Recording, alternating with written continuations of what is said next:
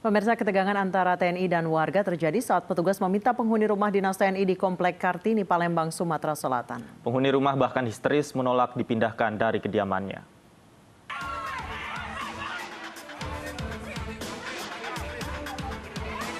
Penertiban rumah dinas dan asrama TNI di Komplek Kartini, Bukit Kecil, Palembang, Sumatera Selatan mendapat penolakan dari penghuni rumah.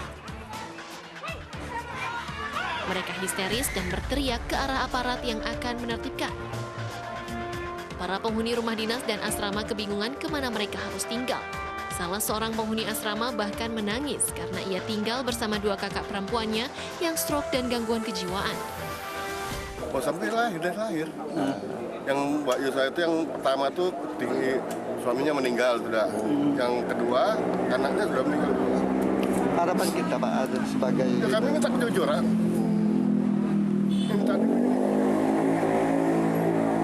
Rasanya di mana kayak itu? Oh, ya. Penertiban dilakukan terhadap 22 kepala keluarga yang menghuni rumah dinas dan asrama TNI. Penertiban sudah sesuai SOP dengan memberikan 3 kali surat peringatan dan pengosongan sebelum pemindahan. Komplek rumah dinas golongan 2 itu adalah komplek yang memang harus dihuni, ya, yang berhak menghuni di sini adalah prajurit dan PNS TNI AD yang aktif. Artinya yang menghuni selama ini yang harus ditertibkan ini di luar dari batas itu ya Pak? Ya, jadi rata-rata di sini udah ada anak atau cucunya. Penertiban dilakukan karena Komplek Kartini ini bukan ditinggali oleh prajurit aktif, melainkan oleh anak cucu anggota TNI. Dari Palembang, Sumatera Selatan, Guntur iNews melaporkan. Pemirsa, vaksinasi massal di Stadion Gelora Bandung Lautan Api menimbulkan kerumunan. Meski vaksinasi berlangsung tertib, antrean warga di luar stadion justru menimbulkan kerumunan.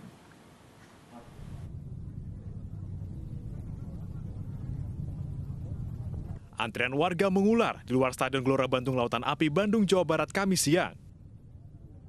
Ribuan warga menanti giliran untuk mengikuti vaksinasi. Meski sempat terjadi kerumunan warga di luar, proses vaksinasi di dalam stadion berlangsung cukup tertib. Sekitar 5.000 warga antusias mengikuti program vaksinasi massal yang digelar Kodam 3 Siliwangi dan Polda Jawa Barat. Menteri Kesehatan, Panglima TNI, Kapolri, dan Kepala BNPB turut menyaksikan proses vaksinasi. Jadi hari ini saya menyaksikan bersama-sama Pak Panglima, Pak Kapolri, terima kasih banyak. Alhamdulillah bagus dan ramai. Tadi nanti pesennya ke yang di luar aja jangan dempet-dempetan. Stadionnya luas, jadi nggak usah nempel-nempel. Berdasarkan instruksi Presiden, vaksinasi massal dilakukan dengan target 1 juta orang per hari. Dari Bandung, Jawa Barat, Mujib Praitno, iNews melaporkan. Tingginya kasus COVID-19 di Bangkalan menyebabkan ratusan tenaga kesehatan ikut terpapar. Dari 125 tenaga kesehatan yang terkonfirmasi positif COVID-19, 4 diantaranya meninggal dunia. Kasus COVID-19 di Bangkalan, Jawa Timur terus bertambah. Hingga hari Rabu 16 Juni, jumlah kasus aktif COVID-19 di Kabupaten Bangkalan sebanyak 599 orang. Jumlah ini merupakan yang tertinggi di Jawa Timur. Melonjaknya kasus COVID-19 di Bangkalan mengakibatkan tenaga kesehatan ikut terpapar. Seorang perawat Kabupaten Bangkalan, Fuad Subandi, meninggal dunia usai terkonfirmasi positif COVID-19. Sebelumnya 3 tenaga kesehatan lainnya juga gugur akibat terpapar COVID-19.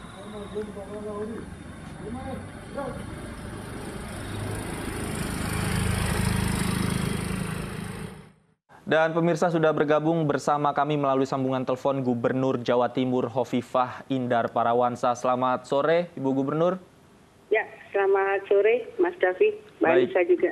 Ya. Ibu, di Bangkalan ini kasusnya juga semakin mengkhawatirkan, Bu. Sejauh ini penanganan seperti apa yang sudah diterapkan di sana, Bu? Komprehensif ya, tentu. Kita sebenarnya melakukan penanganan agak signifikan dan sinergitas di antara Forkopimda Provinsi, Kabupaten, Kota. Karena Kota Surabaya dan Kabupaten Bangkalan ini bersambung. Itu sebenarnya sejak tanggal 3 Juni yang lalu. Kemudian tanggal 4 saya sudah minta untuk dilakukan relaksasi. Tanggal 4 itu sudah disiapkan 6 rumah sakit penyangga. Pada saat dilakukan penyiapan rumah sakit penyangga, Ibu Hovifah? Baik, pemirsa, kami mohon maaf sambungan telepon kami dengan Gubernur Jawa Timur Hovifah Indar Parawansa terputus, namun kami akan kembali mencoba untuk menghubungi kembali. Dan pemirsa, seperti kita ketahui saat ini angka penderita COVID-19 di wilayah Bangkalan, Jawa Timur ini termasuk yang kembali melonjak pasca libur Idul Fitri ini. Selain di Bangkalan, ada juga sejumlah daerah yang mengalami lonjakan kasus COVID-19, ada di Bandung, di Kudus, dan sejumlah wilayah lainnya termasuk di DKI Jakarta. Baik, kami kembali akan menyapa Ibu Gubernur Jawa Timur, Ibu Hovifah Indar Parawansa. Ibu Hovifah sudah kembali bergabung dengan kami? Iya, mohon maaf, saya sedang di Madiun ini, sedang rakor juga karena Madiun dan Ngawi juga mengalami lonjakan. Saya Pangdam Kapolda juga sedang rakor di Madiun sekarang ini. Saya ingin kembali ke Bangkalan. Jadi kita melakukan sebetulnya langkah yang strategis itu dari tanggal 3 Juni yang lalu. Tanggal 4 kita sudah menyiapkan 6 rumah sakit penyangga di Surabaya. Kemudian tanggal 5 sore IGD Samrabu memang dilakukan penghentian pelayanan yang di dalam pengumuman waktu itu sempat terviralkan sampai tanggal 8. Tapi kemudian tanggal 6 pagi saya minta dilakukan rakor di Bangkalan. Kepala Dinas Kesehatan dan Koordinator Tracing sudah ke lapangan tanggal 6 jam 4 sore. Jadi nggak sampai 24 jam sebetulnya IGD sudah bisa difungsikan kembali. Kita lakukan proses untuk penambahan PT, tempat tidur 5 kali ditambahkan dari 90 per kemarin menjadi 229. Jadi relatif relaksasi di Samrabu sudah bisa dilakukan. Dan tentu terima kasih tanggal 4 saya telepon, tanggal 5 sudah datang 32 HFNC, High Flow Nasal Cannula dari Kementerian Kesehatan, sehingga tanggal 6 sudah bisa dilaksanakan. Dan pada saat yang sama kita melakukan assessment SDM-nya dari Samrabu, minta tambahan, ada dokter spesialis penyakit dalam, kemudian dokter spesialis anestesi, kemudian ada lagi radiologi. Jadi insya Allah koordinasi kami cukup intensif. Kemudian ada rumah sakit yang sempat sehari berhenti memberikan layanan.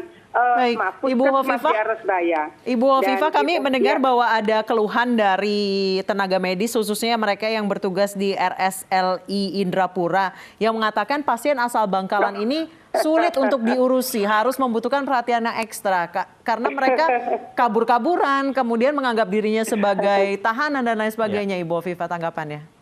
Iya, jadi begini, secara psikologis kan saya komunikasi intensif dengan Pak Menko Polhukam, Pak Mahfud MD, dan beliau sudah datang bersama Rois Amsurya PBNU yang juga Ketua Umum MUI. Jadi beliau juga membawa tim yang memungkinkan untuk bisa mengkomunikasikan dengan warga Bangkalan bahwa masih ditemukan ada yang tidak percaya bahwa COVID ini katanya bikinan dan seterusnya. Itu kalau yang menyampaikan tokoh selevel Pak Menko, kemudian Rois Amsurya PBNU yang kebetulan juga ada darah Maduranya, besarnya juga Madura, diharapkan bisa efektif. Nah, berbeda dengan forum yang dikoordinasikan oleh Pak Mahfud, berbeda pula yang ada di RSLI. Kami sudah mengkoordinasikan, jadi dokter yang bagian menangani pasien masuk, saya bertemu langsung dan saya komunikasikan memang membutuhkan komunikasi yang lebih intensif. Tapi memang terkonfirmasi bahwa kalau dipanggil melalui pengeras suara ada yang kemudian merasa bahwa kok seperti tahanan dan seterusnya.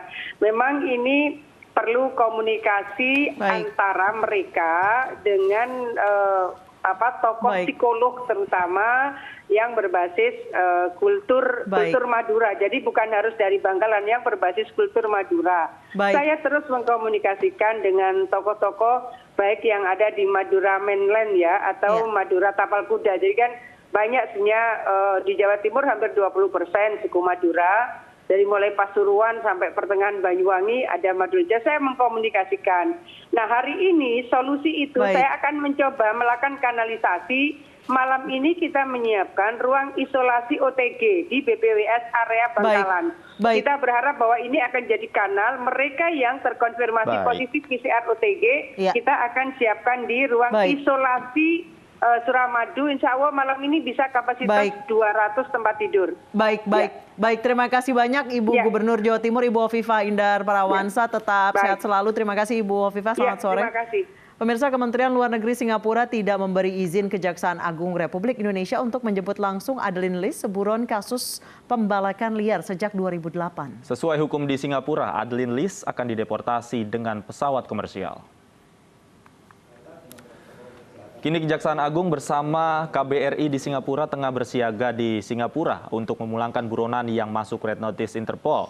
Adeline Lis terjerat kasus pembalakan liar dan dijatuhi hukuman 10 tahun penjara serta kewajiban membayar denda sebesar 110 miliar rupiah berdasarkan putusan Mahkamah Agung pada tahun 2008.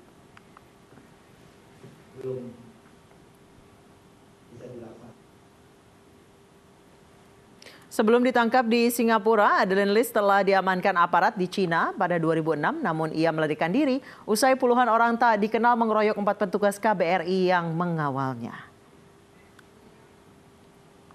Adeline Lis ini telah ditangkap oleh pihak imigrasi Singapura itu tahun 2018 yang lalu. Bahwa pemulangan ini juga mengikuti proses persidangan terhadap Adeline Lis di Singapura. Skenario yang pertama, kita lakukan penjemputan dengan melakukan penyewaan pesawat charter. Dan skenario 2 adalah pengembalian melalui pesawat komersial, melalui pesawat Garuda Indonesia.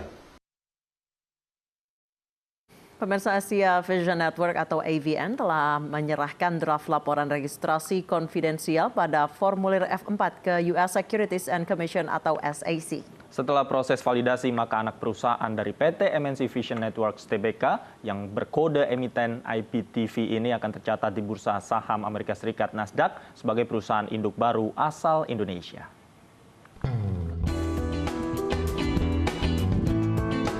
Asia Vision Network telah menjalani proses merger dengan Malacca Straight Acquisition Company yang telah tercatat di Bursa Nasdaq dengan kode saham MLEC. Sehubungan dengan kombinasi bisnisnya tersebut, induk perusahaan dari Vision Plus dan MNC Play ini mengumumkan pengajuan draft laporan registrasi kepada US Securities and Exchange Commission (SEC). Penggabungan bisnis tersebut tunduk pada syarat dan kondisi penutupan yang berlaku, termasuk persetujuan dari pemegang saham MLEC dan diharapkan akan rampung pada kuartal ketiga 2021. Proses berjalan lancar sampai saat ini. Kami terakhir sudah melakukan submit draft confidentiality registrasi kepada US Securities and Exchange Commission, diterima dengan baik. Kami targetkan sekitar bulan Juli atau paling lambat bulan Agustus ini sudah rampung, listing di Nasdaq dapat kita selesaikan. Dan yang saya perlu highlight adalah yang listing adalah bukan MVN atau IPTV, karena MVN atau IPTV sudah go public dengan baik di Indonesia. Yang akan listing adalah anak perusahaannya, yaitu Asia Vision Network. Setelah selesai proses validasi, AVN akan terdaftar di Bursa Amerika Serikat Nasdaq sehingga dapat menciptakan peluang yang jauh lebih besar bagi pertumbuhan perusahaan. Tim Liputan iNews melaporkan.